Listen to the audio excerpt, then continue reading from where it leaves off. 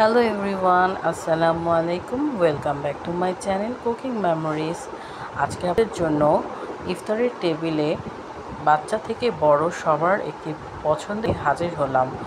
চলুন রেসিপিটি তৈরি করি। আজকের রেসিপিটি হলো চিকেন ডোনাট। প্রথমে মুরগির মাংস কিভাবে কেটে নিয়ে ছোট ছোট টুকরো করে আমি একটি ব্লেন্ডারের মধ্যে নেওয়ার পর আমি এখানে লবণ ও শুকনো মরিচের গুঁড়া 1 চা চামচ পরিমাণ দিলাম।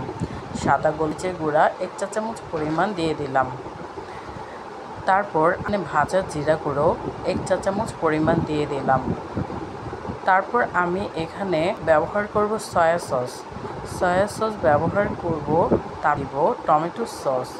এখানে আমি 1.5 টেবিল চামচ পরিমাণ, বা আপনারা চাইলে বেশি পরিমাণও দিতে পারেন, আপনাদের ঝাল কম বেশি বা বেশি অনুযায়ী আপনারা এখানে দিয়ে দিবেন। আমি এখানে চিলি সসও ব্যবহার করেছি 1 টেবিল চামচ পরিমাণ। এখানে আমি পাউরুটি নিয়েছি, টুকরো করে ছোট ছোট করে দিয়ে দিয়েছি। তারপর এখানে আমি কাঁচামরিচ করে দিয়েছি, যার যার ঝাল পছন্দ অনুযায়ী এখানে দিয়ে দিবেন। তারপর আমি সবগুলোকে একটু ব্লেন্ড করে নিয়ে দেখুন আমি কিভাবে ও কেমন পরিমাণে কিমা করেছি, আপনারাও এভাবে নেবেন। এখানে আমি আলুগুলোকে সিদ্ধ করে চটকিয়ে নিয়েছি। আলুগুলো নিয়ে আমি চিকেন কিমা ও আলু একসাথে নেব। সম পরিমাণ এখানে দিতে হবে। চাইলে আপনারা আলুর পরিমাণটা কমও দিতে পারেন বা কম পরিমাণ দিতে পারেন। এবার আলু ও মাংসের কিমাকে মিক্স করে চটকি ভালো করে, যাতে সবগুলো ভালো করে মিক্স হয়ে যায়। বন্ধুরা, নতুন রেসিপি পাওয়ার জন্য আমার ভিডিওগুলো দেখে লাইক ও কমেন্টস করে পাশে থাকবেন। চলুন এবার আমি আলু ও চিকেন কিমার সাথে শুকনো মরিচের গুঁড়ো দিয়ে দিলাম, যার অনুযায়ী এখানে দিয়ে দেবেন। তারপর আমি সামান্য পরিমাণ টেস্টিং সল্ট দিয়ে দিয়েছি। তারপর গোলমরিচের গুঁড়ো দিয়ে দিলাম।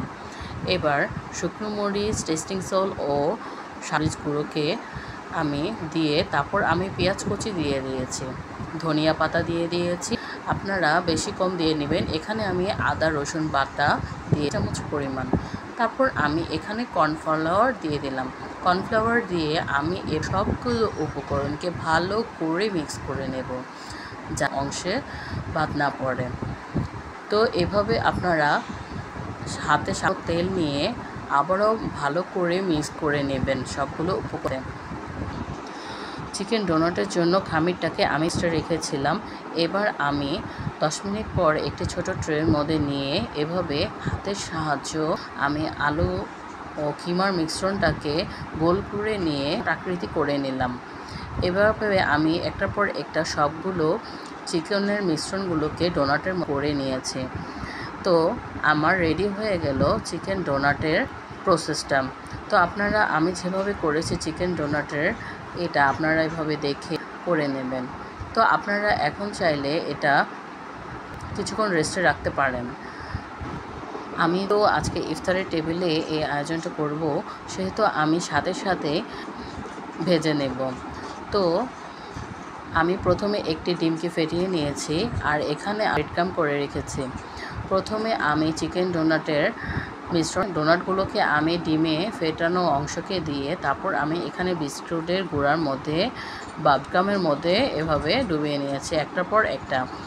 এভাবে আপনারা ভালো করে ব্রেড ক্রাম্ব দিয়ে চিকেন ডোনাটগুলোকে মিক্স করে নেবেন। তারপর আপনারা টেবিলে সাজিয়ে রাখবেন কিছুক্ষণের জন্য, যাতে বিস্কুটের গুঁড়োটা ভালো মতো লেগে যায়। আপনারা এখানে চাইলে এগুলো একটা এয়ারটাইট বক্সে করে ফ্রোজেন করে নিতে পারেন। আমি তো আজকে ইফতারের টেবিলেতে নেব আর বাকিগুলো একটা এয়ারটাইট বক্সে করে ফ্রোজেন করে রেখেছি। যখন আমার হবে তখন আমি সাথে সাথে ফ্রিজ থেকে বের করে নেব। তো আমি এখানে অর্ধেক ডোনাটগুলো ভেজে নিয়েছি। বন্ধুরা, আমার ভিডিওগুলো দেখার অনেক ধন্যবাদ।